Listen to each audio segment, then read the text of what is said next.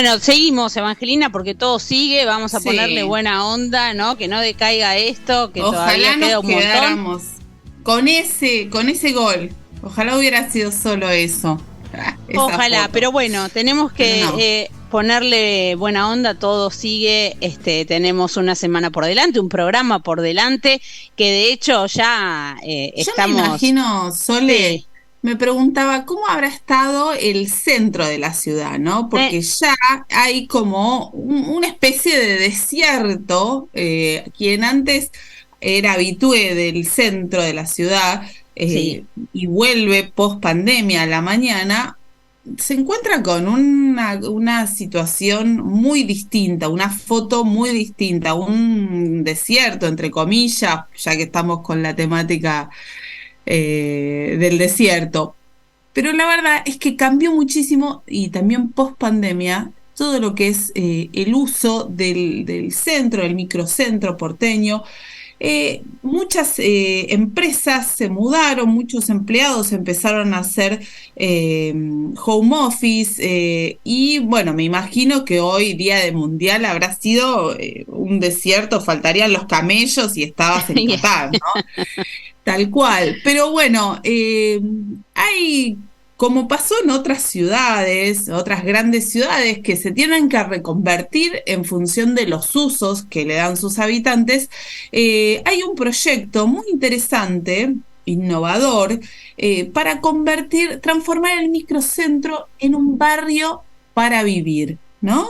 Algo impensado hasta hace unos años, los porteños se habían ido, los pocos que vivían todavía en el centro, no lo hacían en el microcentro, pero de repente queda un área que queda vacante y bueno, tal vez está bien para mucha gente, su conectividad es el mejor punto y bueno, puede transformarse en otra cosa, ¿no? Entonces, para hablar de esto estamos en comunicación con Álvaro García Resta, que él es secretario de Desarrollo Urbano del Gobierno de la Ciudad, que justamente está llevando adelante o piensa llevar adelante como urbanista, como arquitecto, este proyecto, este diseño que ganó ya varios premios internacionales y que, bueno, plantea transformar el centro porteño en un barrio donde se pueda vivir. Vamos a preguntarle si es así, le damos la bienvenida a este amargo martes donde tenemos que hablar de otra cosa. Hola Álvaro, ¿cómo estás? Bienvenido al programa. Buen día, Evangelina Sole, ¿cómo están? Bien. Te agradecemos mucho atendernos, después me imagino que habrás estado palpitando con Argentina, sufriendo hasta último minuto. Sí, mira, así como sí. Supongo que mucha gente en su casa, en mi caso con un niño de 10 años, conteniendo y explicándole que en el 90 nos pasó y que después, bueno, que es el momento de creer, justamente. Claro, bueno, que la remamos. está bien. Sí, hay que ver el costado positivo después de terminado el partido, ¿no? No sabía que en los 90 había pasado lo mismo, así que ya estarán todos los analistas. No, perdón. Claro, entró Goicoechea, o sea, tenemos que convocar a Goicoechea, no sé, una figura así. Claro. En el 90 empezamos perdiendo con Camerún 1-0 contra todos los pronósticos y bueno, y después la verdad es que, bueno, pudimos llegar a la final, que era el objetivo. Exactamente. Claro. Un mundial con mucha épica, así que esperemos que se repita la historia. Así es.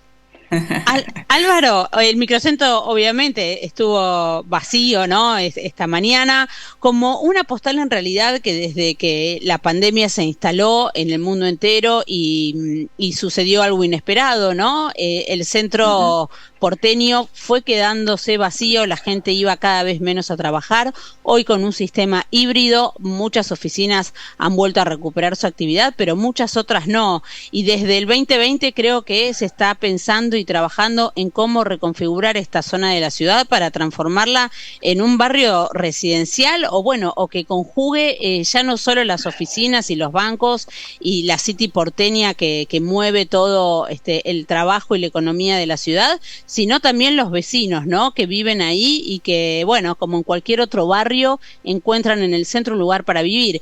Quizá, déjame agregarte algo, creo que con esta situación del mercado inmobiliario y la demanda de alquileres, no sé cómo está influyendo en este preciso momento en el centro de forma positiva tal vez. Sí, bueno, escuchaba el diagnóstico que hacían al principio y obviamente es súper acertado. Dijeron que no solamente pasó en Buenos Aires, sino en muchas ciudades del mundo, donde los centros que concentraban las oficinas mayormente, en nuestro caso coincide el centro histórico con el centro financiero y también el centro turístico, se vieron de golpe totalmente vacantes, como todo el resto de la ciudad, durante la cuarentena, pero después la vuelta, gracias al teletrabajo, está todavía bastante en duda. Con este sistema híbrido por ahora, estamos seguros ya que la ocupación al 100% no va a ser la que era, y eso nosotros tratamos de verlo como una oportunidad y no como un problema. ¿Por qué digo lo de la oportunidad? Las ciudades más sanas o las áreas más sanas de las ciudades son aquellas que tienen la mayor mixtura de usos y más equilibrada posible. Es decir, en los lugares donde pasa todo, no una sola cosa, ¿no? Es que tenés vida nocturna, vida diurna, tenés desde lugares para ir a comprar cosas hasta ir a comer o poder trabajar. Entonces, el diagnóstico hoy por hoy en las ciudades es que los lugares donde pasa una sola cosa no son los mejores lugares de las ciudades. Claro. Hasta antes de la pandemia para nosotros era muy difícil y era muy costoso lograr dotar de vida al microcentro. Nosotros veníamos trabajando ya en un plan muy ambicioso donde sacamos los colectivos, peatonalizamos todas las calles o las hicimos de convivencia, y aún así el 62% de las parcelas que están en el microcentro estaban destinadas a oficinas. Entonces, este retiro del trabajo fue una oportunidad porque, en principio, los edificios en bloque, que como ustedes habrán pasado por el lugar, ven muchos edificios en venta y demás, genera la oportunidad de que haya una oferta disponible para transformarse en otra cosa. Y déjenme decir, por último, que ya no es tanto proyecto, sino que ya tenemos algunos casos, producto de la ley de incentivos a esta reconversión, que se votó en la legislatura y que ya está reglamentada, que le da algunos beneficios económicos a aquellas personas que transformen edificios de oficina en vivienda o en usos complementarios a la vivienda. Sí. Ya está pasando. ¿Quién vive hoy, Álvaro? ¿Quién vive hoy en el microcentro? Bueno, primera respuesta, ya está pasando, sí, ya otorgamos, ya tenemos aproximadamente entre 10 y 20 casos en diferentes instancias de transformación, en parte producto de la necesidad, y como decía antes, de la necesidad de aquellos que tienen metros, y en parte producto de la oportunidad que proponemos en esto de que, bueno, como no va a volver a oficina, proponemos el uso que nosotros creemos que es el más sano para una ciudad, que es la vivienda. Y bueno, ¿y quién vive? Hoy por hoy, todavía el perfil, para decirlo en presente, sería muy difícil de completar un perfil específico, pero sí te puedo decir quién queremos que viva, ¿no? Producto de esta iniciativa. Sí. Creemos que un público joven y también un público de tercera edad, porque uno de los grandes beneficios que tiene esta área central es la proximidad, ¿no? Que es esta idea de ciudad de 15 minutos, que si uno vive ahí, podría tener cerca de su casa caminando oferta cultural con los teatros de Corrientes, oferta gastronómica, el patrimonio arquitectónico, la reserva ecológica, el río, Puerto Madero, las grandes cabeceras de transporte, tanto metropolitano como urbano. Entonces creemos que una persona que viene a Buenos Aires a estudiar, a vivir, y que probablemente no quiera moverse para todos lados de la ciudad todos los días, puede encontrar en el microcentro, en tanto en cuanto a su oferta de vivienda, un buen lugar para vivir. Así que estamos apuntando a un público, como te decía, joven, y también de tercera edad, porque también son las personas que están moverse lo menos posible. Correcto, claro. correcto. ¿Hay ya en el incentivos, microcentro, Álvaro, un mercado de alquileres que se esté moviendo con, bueno, con lo que sucede en la demanda, ¿no? Y en la oferta actual de la ciudad de Buenos Aires, que para muchos se complica alquilar una vivienda? Hablaban ya que a fin de año los alquileres que inicien, ¿no? Van a estar casi un 80% más caros, con valores que, bueno, sí, que para el que tiene que salir y buscar un departamento es muy complicado.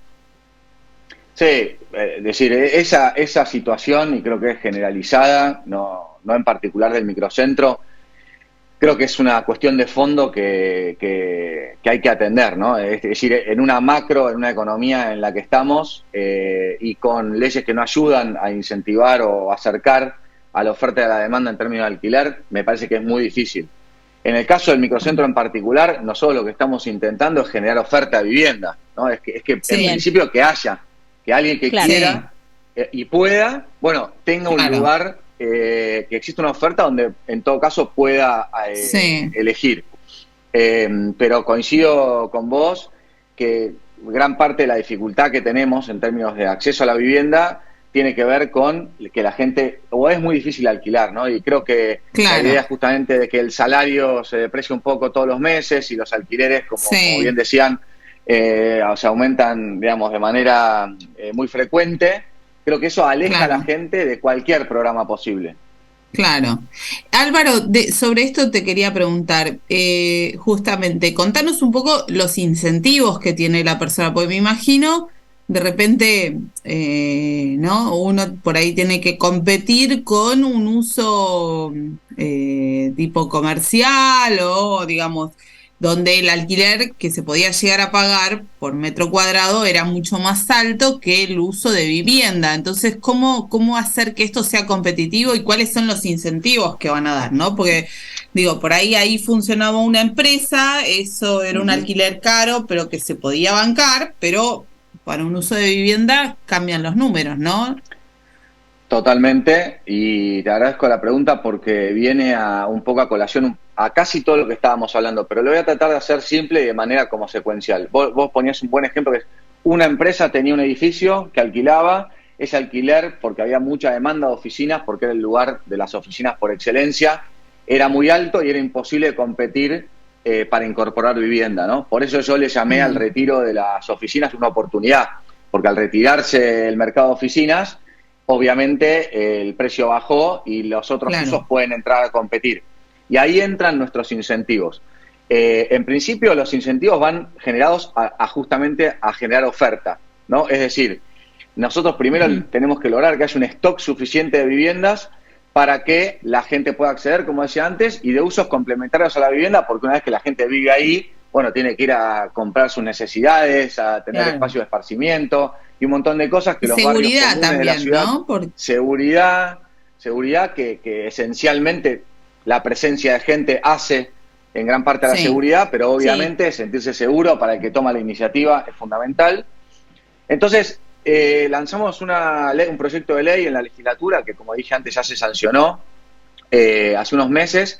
Reaccionamos muy rápido, veníamos estudiando el tema ya de antes, como contaba también con todo el plan microcentro que llevamos adelante, que tenía que ver justamente con aquellas personas que transformen su edificio de oficina en vivienda, van a tener exhibición de hasta el 50% de la inversión que hagan susceptible de sacarlo de ingresos brutos.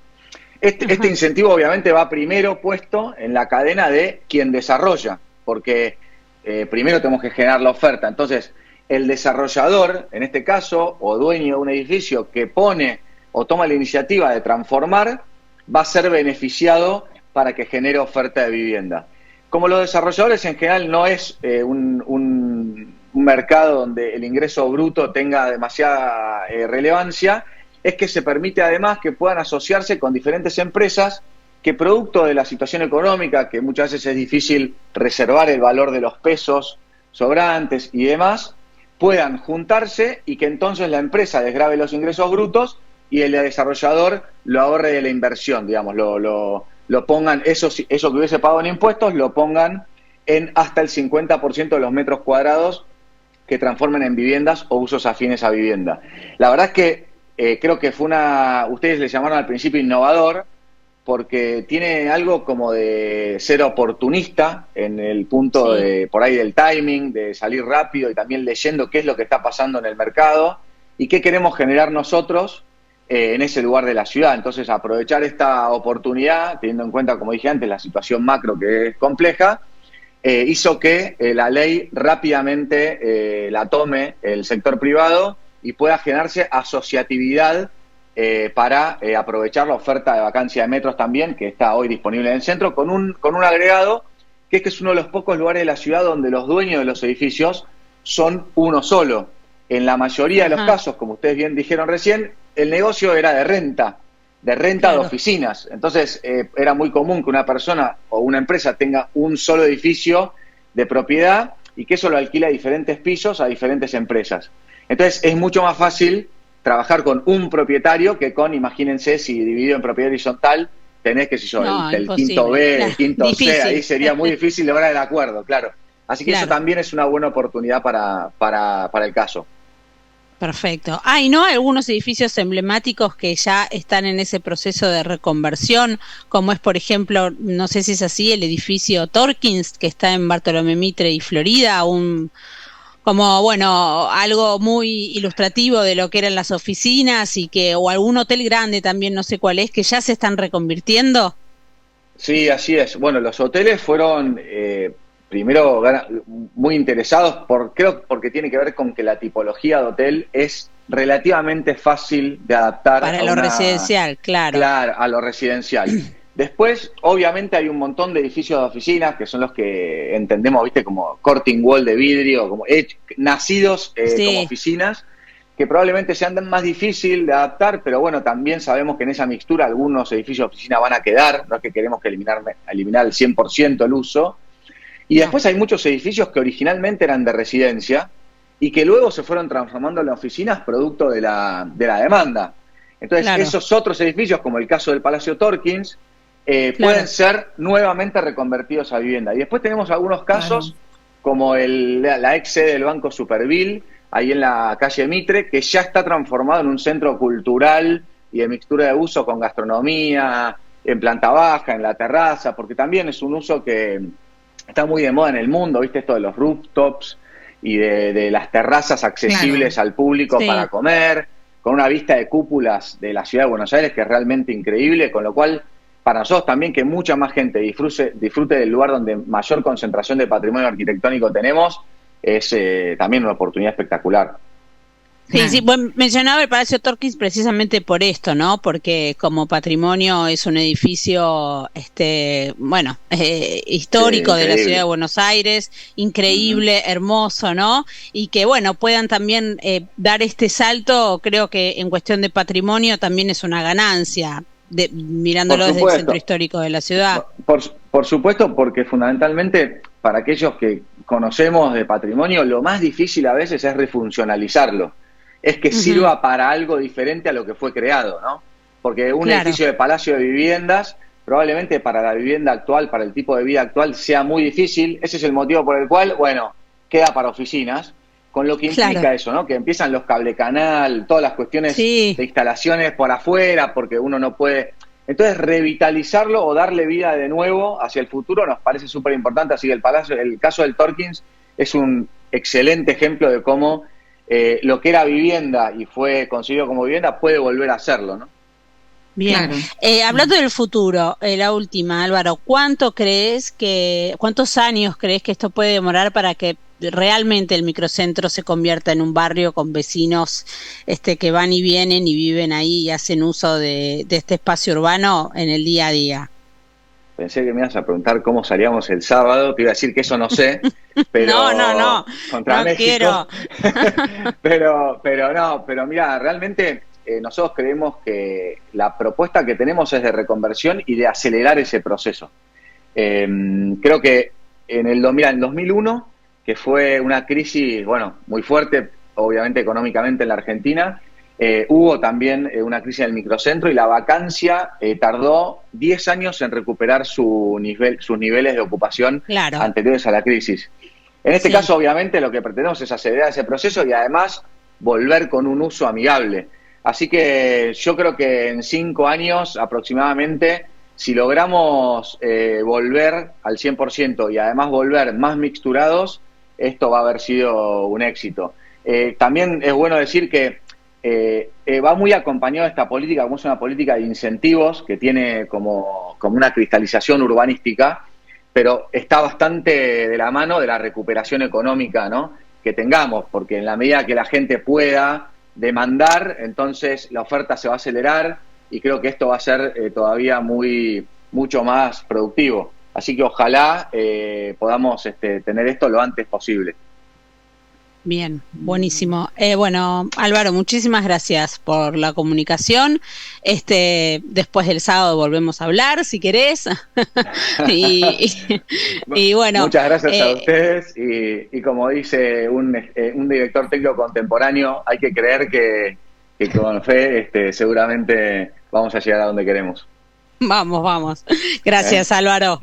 Te mandamos un abrazo. Grande. Hablábamos, Adiós. Evangelina, con Álvaro García Resta, él es secretario de Desarrollo Urbano de la Ciudad de Buenos Aires, y del proyecto de reconvertir el centro porteño, que tiene todo, ¿no? Conexión, restaurantes, bueno, un montón de edificios en un barrio para vivir. Yo viviría en el centro porteño, levanto la mano, amo ese lugar, amo su mística, su espíritu, no sé, su mixtura, como decía Álvaro. Así que bueno, voy a ser esos adultos mayores que luego vivan en el microcentro porteño. Seguimos. Estás escuchando Deseo Consumido, con Soledad Vallejos y Evangelina Imitian.